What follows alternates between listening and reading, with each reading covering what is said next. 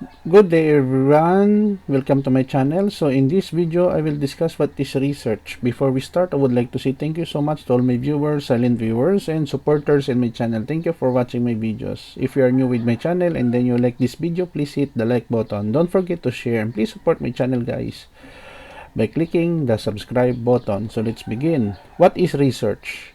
Research is a systematic and organized process of inquiry that involves gathering and analyzing information in order to answer a question or solve a problem.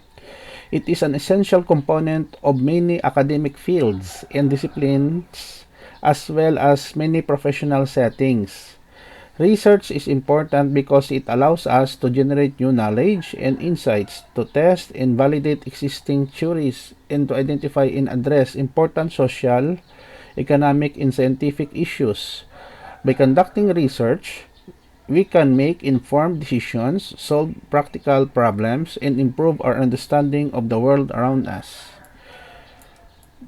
For my reference, we have here Smith J. 2019, The Importance of Research, Cambridge University Press. Brown L. Jones K. 2020, The Impact of Research on Policy Making, Journal of Public Policy. Okay guys, so this is the end of my presentation on what is research is all about. Thank you so much for watching. I hope that you have learned something new in this tutorial video. Don't forget to like, share, and please support my channel guys if you are new by clicking the subscribe button. See you in the next video tutorial guys. This is your friend GC. Bye bye for now.